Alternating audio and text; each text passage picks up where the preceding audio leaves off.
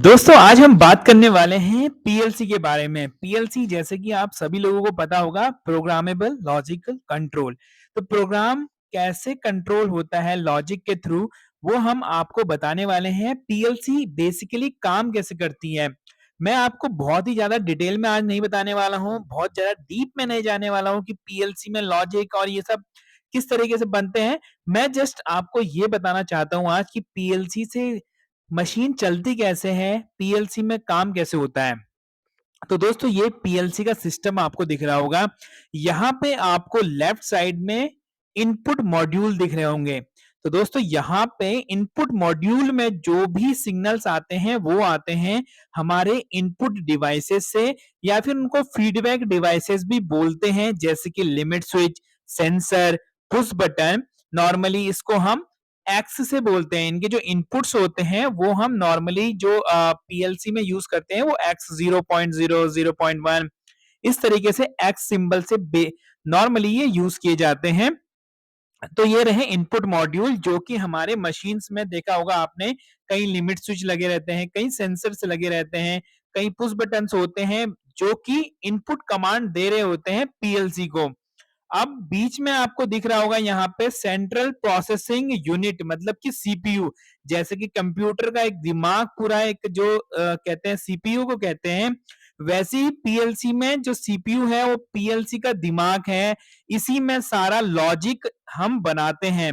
मतलब कि जो भी लैडर, आपको पता होगा लैडर पीएलसी के जो अंदर बनता है, वो लैडर लॉजिक सीपीयू के अंदर ही उसको बनाया जाता है। सीपीयू की मेमोरी में ही वो सब लॉजिक रहते हैं। तो ये एक तरीके से मेमोरी है पीएलसी की, जहां पे कि हम सारा लैडर, सारे लॉजिक्स यहाँ पे हम स्टोर कर रहे हैं। उसके बाद दोस्तों यहाँ पे राइट साइड में आप देख रहे होंगे, यह है आउटपुट मॉड्यूल। तो दोस्तों आउटपुट मॉड्यूल, जैसे कि जब जैसे हमारे इनपुट्स आते हैं लिमिट स्विच सेंसर से, सीपीयू जो होता है लॉजिक के थ्रू आउटपुट को ऑन करता है। वो आउटपुट क्या क्या होते हैं, वो आउटपुट सप्लाई कहाँ जाती है, हमारे आउटपुट मॉड्यूल्स पे जाती है। आउटपुट मॉड्यूल्स हम जैसे कि मोटर रन कर रहे हैं, या कॉन्टेक्टर रन कर रहे हैं कोई, या लैंप जला रहे हैं, या कोई भी ऐसी कमांड्स देते हैं। जब भी आपने देखा होगा मशीन्स में, जैसे कि हम कोई बटन दबाते हैं तो कोई मोटर ऑन हो जाती है, या कोई वाल्व ऑन हो जाता है, सोलेनोइड वाल्व ऑन हो जाता है, या फिर लैंप ऑन हो जाते हैं। तो वो ये जितनी भी डिवाइसेस हैं, लैंप, हमारी मोटर या कॉन्टेक्टर, ये सारे आउटपुट डिवाइसेस हैं। इनसे जो भी पीएलसी से आउटपुट निकलती है, ये सभी इन्हीं डिवाइसों को रन करने के लिए यूज करी जाती है। उसके बाद दोस्तों इसमें पावर सप्लाई आती है, जो टॉप में आपको दिख रही होगी। मतलब कि जो भी इनपुट और आउटपुट में हमारी पावर देगी, एक तो हमारे सिग्नल्स आते हैं, तो वो तो हमारे फील्ड से आते हैं, जो सिग्नल्स आते हैं इनपुट, और आउटपुट हमारे रिले को चले जाते हैं। तो जो पावर सप्लाई होती है, इस पूरे सिस्टम को ऑन करने की इसकी जिम्मेदारी होती है। उसके बाद आपको नीचे एक दिख रहा होगा प्रोग्रामिंग डिवाइस। तो जैसे कि आपने देखा होगा कि हम लैपटॉप की मदद से क्या करते हैं, डेटा को या लैडर को अपडेट करते हैं अपने सीपीयू के अंदर पीएलसी में। साथ में ही उसमें हम जो उसका बैकअप होता है वो लिया जाता है।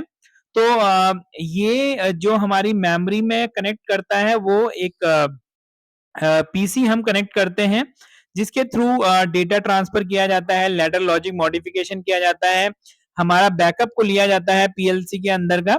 तो ये हमारे सारे डिवाइसेस होते हैं जो कि पीएलसी के अंदर रहते हैं। तो फिर थोड़ा सा मैं और जैसे समझा दूं अगर, तो पीएलसी में इनपुट मॉड्यूल होते हैं। इनपुट मॉड्यूल जैसे कि हमारा, सपोज एक एग्जांपल के थ्रू मैं आपको समझाता हूं, ठीक है। अब एक एग्जांपल के थ्रू मैं आपको बताता हूं। सपोज कि मैंने यहाँ पे मेरा एक लिमिट स्विच लगा हुआ है। ये एक लिमिट स्विच है, ये लगा हुआ है, ये हमारा गया है यहाँ पे इनपुट मॉड्यूल में, ठीक है। ये हमारा इनपुट मॉड्यूल है। तो लिमिट स्विच से, जब लिमिट स्विच सपोज इसका लीवर है यहाँ पे, ये लीवर प्रेस हुआ, तो ये एनओ से एनसी में कन्वर्ट हो गया। अब एनओ से एनसी में सपोज कन्वर्ट हो गया, तो इसने एक सिग्नल दिया पीएलसी को। पीएलसी में वो सिग्नल सपोज था x 0.0।